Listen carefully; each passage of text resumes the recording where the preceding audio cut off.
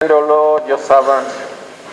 Defend, O Lord, your servant. Okushabo kwayebemberwa omureeberezi wa Ankole Right Reverend Associate Professor Fred Sheldon Mwesigwa owashaba abeegi abo kwekwasa mukama.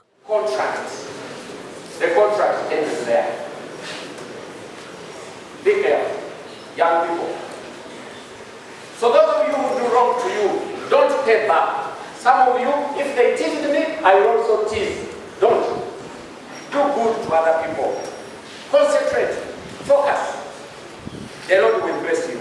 And you look at the numbers that started in senior 1 as compared to the numbers in senior 4.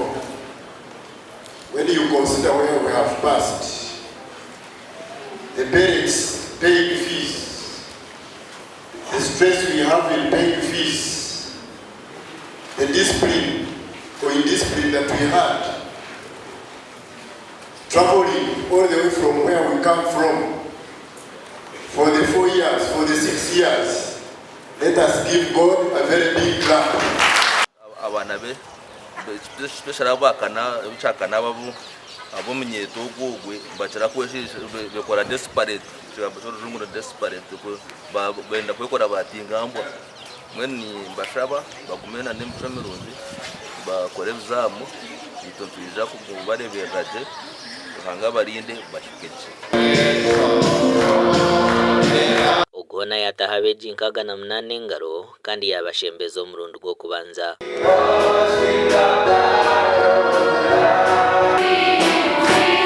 Omuringo nigwe gumwe Bishop Sheldon hona hasirira abeegi 296 b'ishomero rya Kashaka Girls yabashaba okukuratira by'abeegesa babo babahire.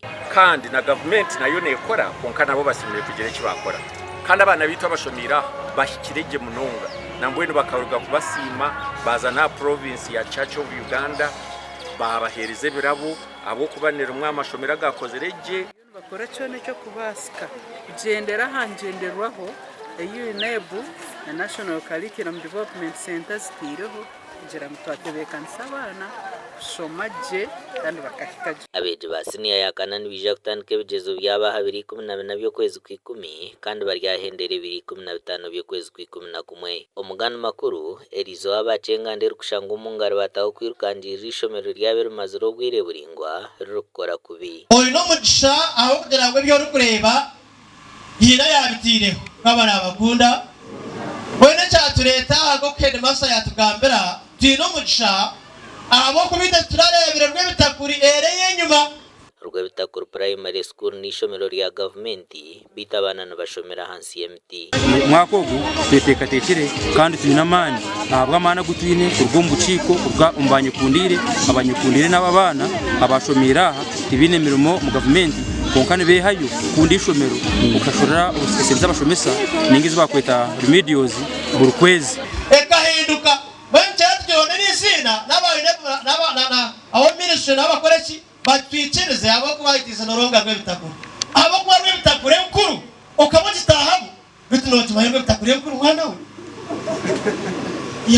we yamawe atarakurebereho. Aba barundana miliyoni 5 zo kombeka hechombeko kimwe cy'abeegi owe barikushaba government okubahwera ahabwa TV West nde era achiza na Richard nahabwe.